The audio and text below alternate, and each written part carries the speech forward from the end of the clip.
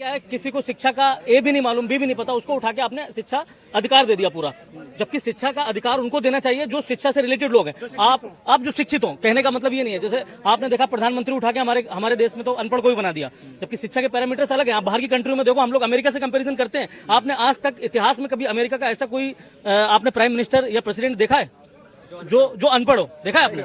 आप बताइए मुझे। 2 मिनट लगेंगे, ये जितने मंडरा रहे हैं ना कॉकरोच, यहाँ से सफाई हो जाएगी सारी। 2 मिनट लगेंगे। अच्छा, पानी में पानी मिले, मिले कीच में कीच। अच्छा, ज्ञानी से ज्ञानी मिले, मिले नीच से नीच। ठीक है। बोलने वाले की शक्ल देखो एक बार, इनकी औकात देखो। पिछवाड़े पे पैंट टिक नहीं रही है। और सही बताते हैं, किसी ने अगर एक रैप्टा खींच के मार दिया, इस 4 जगह जमीन चाटेगा। सबसे बड़ी मोदी जी की अंधभक्त में ही थी। सबसे बड़ी मोदी जी की अंधभक्त में ही थी। मैंने खुल के उनको सपोर्ट किया था, रात दिन उनका झंडा लेके घूमी थी बीजेपी का। तो अभी आप लोगों ने शुरू में कुछ वायरल वीडियो के लिए देखा है। ये वीडियो दोस्तों आप लोगों को आगे एक एक करके मैं पूरे दिखाने वाला हूँ, जो इस वक्त सोशल मीडिया पर काफ़ी वायरल हो रहे हैं। और इसी के साथ साथ दोस्तों सोनम वांगचुक को लेकर एक बहुत बड़ी खबर निकलकर सामने आ रही है, एक बड़ी अपडेट निकलकर सामने आ रही है, जो आप सभी के लिए जानना बहुत ज़्यादा ज़रूरी है। दोस्तों आप लोगों से रिक्वेस्ट करूँगा, इस वीडियो को ज़रूर एंड तक देखिए, बिना स्किप किए हुए पूरा देखिए, लास्ट तक देखिए, और जितना हो सके इस वीडियो को ज़्यादा से ज़्यादा शेयर ज़रूर कीजिएगा। तो दोस्तों आप सभी ने देखा किस तरह से दिल्ली पुलिस ने अपनी बर्बरियत दिखाते हुए सोनम वांगचुक सर, जो तकरीबन 20 दिनों से भूख हड़ताल पर बैठे हुए थे, अनशन पर बैठे हुए थे, और ये खुद के लिए बैठे हुए नहीं थे बल्कि भारत के बच्चों के लिए बैठे हुए थे, जो बच्चों का पेपर बार बार लीक हो रहा है नीट। तो उन्होंने शिक्षा मंत्री को इस्तीफा देने की मांग की थी भारत सरकार से, लेकिन दोस्तों उनकी मांगे तो पूरी नहीं की गई। दिल्ली पुलिस जो है उनको इन्हें उठा लेती है, सफ़ेद कपड़े में लपेटकर उनको उठाया जाता है और उनको वहां से उठाकर उनके प्रोटेस्ट को जो है ख़राब करने की कोशिश की जाती है। अब किस तरह से भारत की जनता मोदी सरकार पर, भाजपा सरकार पर भड़क रही है, किस तरह से मोदी सरकार को करारा रिप्लाई दिया गया है, करारा जवाब दिया है, मैं आप लोगों को यहीं पर कुछ वायरल वीडियो क्लिप दिखाऊंगा। लेकिन वीडियो दिखाने से पहले आप सभी से रिक्वेस्ट करना चाहूँगा, प्लीज़ इस वीडियो को ज़रूर लास्ट से देखिए और जितना हो सके इस वीडियो को ज़्यादा से ज़्यादा शेयर ज़रूर कीजिए। तो आइए सबसे पहले ये वीडियो क्लिप देखे फिर आगे बात करते हैं। देखो अब मैं क्या करता हूँ। कुणाल कामरा जो आया था यहाँ पे आकर के, जिस प्रकार उन्होंने भगवान श्री राम का अपमान किया। सर मैं बताऊँ, 2 मिनट लगेंगे। 2 मिनट लगेंगे, ये जितने मंडरा रहे हैं ना कॉकरोच, यहाँ से सफाई हो जाएगी सारी। 2 मिनट लगेंगे। अच्छा, मैं बताऊँ रीजन क्यों? आप एक बार कैमरा घुमाकर यहाँ देखिए, कितने हिंदू खड़े हैं। आपकी जानकारी के लिए बता दूं, स्टेज पे कौन खड़ा है? वो देखिए पीछे कौन आ रहा है। अक्कू भैया आ रहे हैं, दक्ष भैया आ रहे हैं, स्टेज पे अभिषेक ठाकुर खड़ा है। हमारे मतलब आपको मत सिखा, चल। तो ये लोग अगर सोच रहे हैं कि हम लोग बच जाएंगे, तो इस गलतफहमी से बाहर आ जाओ। ये हमारी सहनशीलता है कि आपने 2 दिन पहले हमारे सनातन धर्म के बारे में इतना उल्टा सीधा बोला, आपने हमारे प्रभु श्री राम के बारे में इतना सीधा बोला, उसके बावजूद भी हम यहाँ खड़े होकर सिर्फ भरत तिवारी के लिए न्याय मांग रहे हैं। हम लोगों ने आप जैसे 2 कौड़ी के लोगों पे ज्यादा ध्यान भी नहीं दिया। अच्छा, माँ सीता के लिए बोला गया, अल्लाह के लेके बोला गया, उसको लेकर क्या कहिएगा? पानी में पानी मिले, मिले कीच में कीच। अच्छा, ज्ञानी से ज्ञानी मिले, मिले नीच से नीच। ठीक है। ऐसे 2 कौड़ी का नीच आदमी जिसने माता सीता पर टिप्पणी करने का काम करा, हर एक निशाचर के लिए अभिषेक ठाकुर का जन्म हुआ है, बहुत जल्द उसका इलाज होगा। आपकी औकात बता रहा हूँ सर, बुरा नहीं मानना सर। कुणाल कामरा ने सीता के पति तक का पति बोल दिया तो लोग ऑफेंड हो रहे हैं। भाई जो जिसका पति है उसी का बोला जाएगा ना, इसमें ऑफेंड होने वाली क्या बात है? और कुणाल कामरा भाई कॉमेडियन है, अपने भाषण में एक आधी पंचलाइन तो मारेगा ही, उसका काम है। पॉलिटिशियन तो है नहीं कि हनुमान जी की पतंग उड़ाता फिरे, या किसी पॉलिटिकल रैली में किसी गरीब आदमी को हनुमान बना के उसको नचवा दे सामने। तो लेने के देने पड़ गए। ऐसे तो करने से रहा, यही बातें बोलेगा। और तुम भाई गलत बात पे ऑफेंड हो रहे हो। अगर तुम्हें ऑफेंड होना हो तो इस बात पे हो कि तुम्हारे पापा ने नीता के पति को कुछ नहीं दिया, तुम्हारे पापा तो सारा कुछ तुम्हारे लिए कर रहे हैं। तुम सीता के पति को सीता का पति कहने पे ऑफेंड हो रहे हो क्या?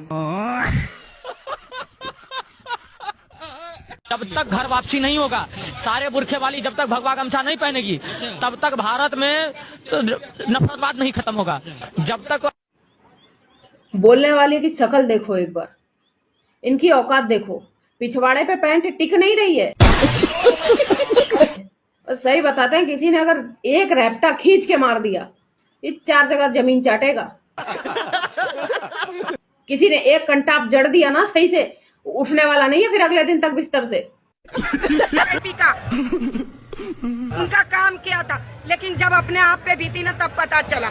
जब ये लोगों की दुकानें तोड़ती थी बीजेपी सरकार, लोगों की रोजी रोटी छीन लेती थी, तब तक के मुझे कोई फर्क नहीं पड़ा। लेकिन जिस दिन मेरी रोजी रोटी छीन ली गई मुझसे, मेरी दुकान तोड़ दी गई, मैं एक सिंगल मदर हूँ, अकेली माँ हूँ, खुद कमाती हूँ और अपने बच्चे पालती हूँ। जब मेरा सब कुछ बर्बाद हुआ, जब मैं गिड़गिड़ाई बीजेपी सरकार के कार्यकर्ताओं के आगे, मगर किसी ने मेरी एक नहीं सुनी। तब मुझे पता चला कि मैंने कितने बड़े भ्रष्टाचारी का सपोर्ट किया।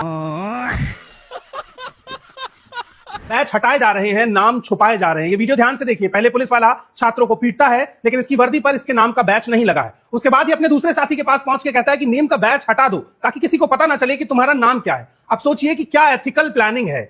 क्या ऐसे में ये डर नहीं पैदा होगा कि पुलिस की वर्दी पहनकर कुछ गुंडे भी इस प्रोटेस्ट में घुस सकते हैं, छात्रों के साथ मारपीट कर सकते हैं, कोई अनहोनी हो सकती है। एक तरफ, दूसरी तरफ आंसू के गैस छोड़े जाने वाली जो वैन होती है, उसकी सफाई शुरू कर दी गई है। बड़े बड़े बैरिकेड्स लगा दिए गए हैं। जिस तरह से कल सोनम वांगचुक को 2 मिनट के भीतर उठा लिया गया, अगर उसी तरह इस देश में पेपर माफिया और पेपर से जुड़े तमाम क्रिमिनल्स को उठाया जाता तो क्या इस प्रोटेस्ट की जरूरत पड़ती? यानी सरकार उठाने में सक्षम है, लेकिन उठाती किसको है? साइंटिस्ट को, स्टूडेंट्स को, वो लोग जो अपना हक मांग रहे हैं। पेपर माफिया को नहीं उठा सकती। क्यों? क्योंकि उससे तो करोड़ों रुपए का इकोनॉमी क्रिएट हो रही होगी। सवाल सीधा सा है कि आज के इस दौर में जंतर मंतर के इस प्रोटेस्ट को, जो 20 तारीख को संसद भवन तक चल के जाने का है, छात्रों के हक और अधिकार का है, उस प्रोटेस्ट को दबाने की पूरी कोशिश की जा रही है। बड़ी संख्या में आरपीएफ तैनात है, सीआरपीएफ तैनात है। दोनों तरफ से पूरे प्रोटेस्ट को घेर लिया गया है कि कहीं गलती से भी छात्र संसद भवन की तरफ कूच ना कर सके। लेकिन बड़ी बात यह है कि सोनम वांगचुक ने अभी तक अपनी भूख हड़ताल नहीं तोड़ी है, और अब उनके जाने के बाद और तमाम लोग भूख हड़ताल पर बैठ गए हैं, सिर्फ इसलिए कि वो 20 छात्र जिनकी हत्या इस देश की एजुकेशन सिस्टम, एजुकेशन मिनिस्टर और इस देश की पूरी व्यवस्था ने की है, उनका हिसाब लिया जा सके। यही तो साधारण सी मांग है। ये मांग शायद सरकार को समझ नहीं आ रही है। आप सोचिए कि इस देश के शिक्षा मंत्री कितने बेशर्म होंगे जब लाखों लोग उनका इस्तीफा मांग रहे हैं तो अपने कमरे में चुपचाप बैठकर तमाशा देख रहे हैं। अहंकार देख रहे हो आप ईडी पार्टी का? 2014 में भी झगड़ा पार्टी की अहंकारी सरकार थी, आप लोगों ने उखाड़ के फेंक दिया।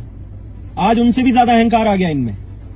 चुनौती दे रहे हैं देश के युवाओं को, कह रहे हैं जो हो सकता है कर लो, हम आपकी एक नहीं सुनेंगे।